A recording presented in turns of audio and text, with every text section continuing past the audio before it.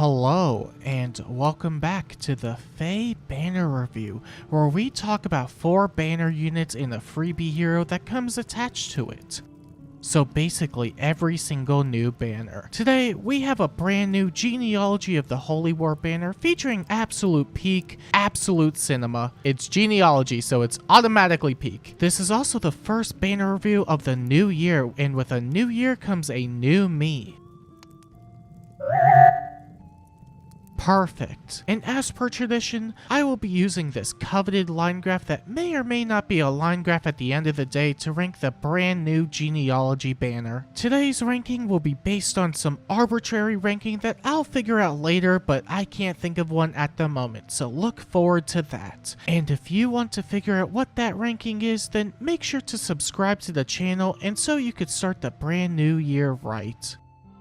Right as in right there specifically. Go press it, please. First up, we have Edan, and she's an infantry staff unit, and she's here to keep up the trend of drug roll characters getting PRF staffs as they tend to do. So going back to the actually interesting staff unit for a second, let's see. Edan comes with Staff of Yingvi, which is a slaying staff with built-in dazzling, stats, true stats, a special jump of 1, grants empathy, Canto 1, and guaranteed follow-ups to herself and any ally she assists, and can warp to any adjacent space of an ally if they're within 5 spaces of Edan. That sure is a lot of stuff that I just read out loud and didn't properly digest in the slightest. I better ask my good buddy old pal friend of mine to help me out with this unit analysis. Hey guys, John YouTuber here, bringing you all the elite strats that you could do with Edan. Edan is a healer who could heal things, but she can also warp within 5 spaces of an ally. This means if an ally is within 5 spaces of Edan, she can teleport to them. I highly recommend running units that have very little movement so she can always catch up to them. That's all for my elite opinions now.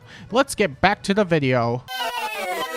Thank you, John YouTuber, for that incredible insight. So anyway, this unit still loses to anti-warping effects, but you might be thinking to yourself, couldn't I just run past and then it wouldn't be an issue whatsoever? And to that I say, she also comes with a brand new A slot in Sway Attack Res, which grants a bunch of attack and res and has built-in Wrathful Staff. This is a really awesome skill for staff units. Being able to free up the B slot is really nice for a bunch of other skills they might have access to, ignoring the fact that I said like 3 videos ago that they had no B slots, but who's keeping track of that? It's nice seeing staff units get a string of buffs as of late, including Ice Lock Plus and this new skill, I guess. Yeah, keep it up, IS.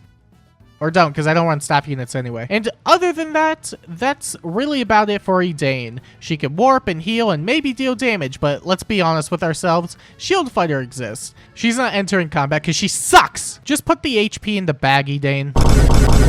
Next, there's Madar, and he's a premium blue bow cav, and not a bad demote unit, surprisingly. Although we haven't had one of those in a while with the likes of Tana coming with 2 PRFs, so maybe they have some catching up to do. Give us 2 instant demotes next time, thank you, IS. Let's see. Madar comes with a Rampart bow that has slaying, flying effectiveness as seen on every single bow ever, stats, true stats, inflicts speed defense debuffs, exposure, and deep wounds at the start of the turn, neutralizes all penalties during combat, and gets 32 additional true damage on every single hit.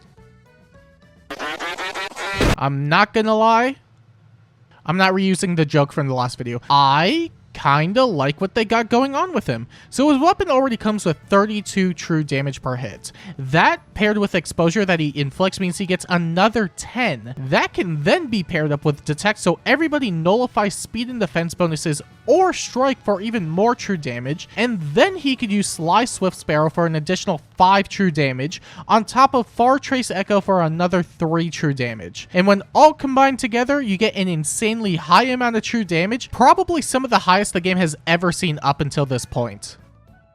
Neathhugger probably still turns all that true damage into 0 damage anyway, so teehee, teehee, teehee, teehee, teehee, teehee. I hate this unit so much. I still like the detect utility because it autofills a condition and it can be reapplied if needed. Maybe if you want to make him even more supportive, you can run infantry speed tactic as well, because the C-slot options aren't that spectacular anyway, but it's still a good skill. And if you want him to be even more combative, you can run nothing else, because range cap skill options are pretty bad. And other than that, that's really about it for Madar. I wouldn't say he's amazing balls to the wall top tier, nor would I say he's trash. I would say he's kinda mid ear. Roll credits.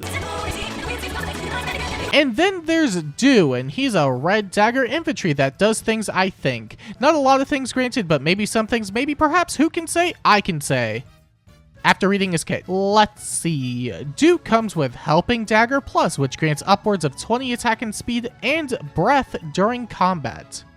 Was there anything else to expect? It's an inheritable weapon. His fodder is decent enough at least. Do comes with Speed Defense Finish, which is nice pre-fodder for Tamara, Soul, which is nice pre-fodder for Flare, and Attack Speed Gap, which is nice fodder for almost no one in the game. Okay, maybe that was a bit of an exaggeration, but what good is a YouTube video without some exaggeration? Am I right or am I right? Well, which one is it? Gap isn't honestly that bad at a budget level if you have a free C slot for anything that isn't Breath of Life or Crux or Crossbar or Guidance 4 or Soaring Guidance or Infantry No Follow or Infantry Speed Tactic or Rain Snap or Air Orders or Shadow Shift or Lookout Force or Cancer Control. It could be worse, I guess. And finally, there's Bridget, and she's a green bow infantry unit that released after Emblem Lyn. That means she's not going to be nearly as strong as her because that's how the game works. Let's see. Bridget comes with Divine Youthful that has Slaying, Flying Effectiveness, where have I seen that effect before? Stats, True Stats, a special jump of -2 on her first follow-up attack, disables all in-combat support from the foe, and at the start of the turn grants Insight, Orders, and visible stats to herself and allies. She also comes with a PRFB slot in I Remember. What a stupid name. It inflicts speed and defense penalties during combat, grants 20% true damage based on her speed, heals 7 HP after combat, inflicts panic, sabotage, and speed and defense penalties at the start of player and enemy phase, and has built-in miracle. And she comes with Tempo Echo, which is the entirety of Tempo 4 in her X slot.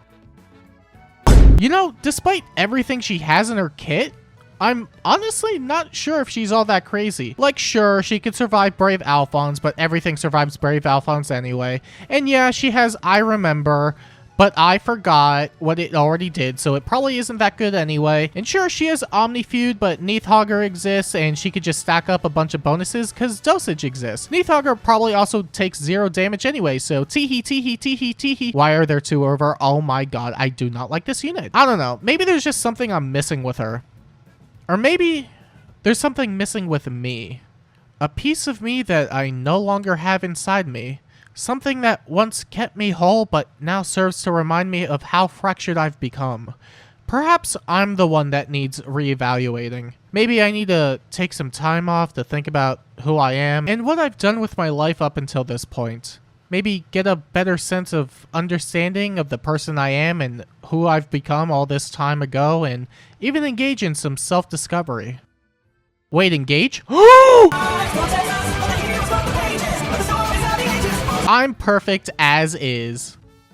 Attack speed perfect, in fact, or was it the other way around? It grants 10 attack and speed and full no follow-up if you're faster than the foe. I like it. And other than that, that's really about it when it comes to Bridget.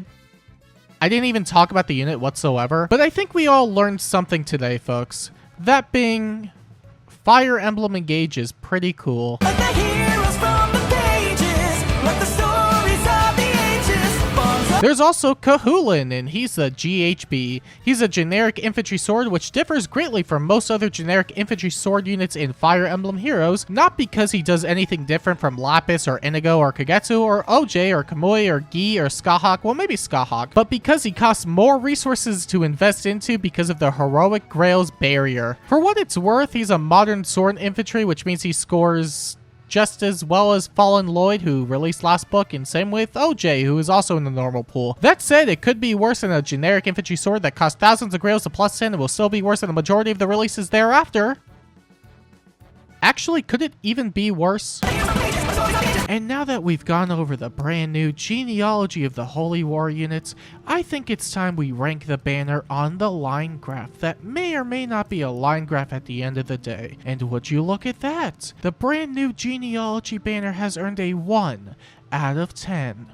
On the line graph, the ranking was based on how many generations were on the banner, and seeing as they're all Generation 1 units, I couldn't give it any higher of a score. Maybe next time, Genealogy of the Holy fans. And you may be wondering to yourself,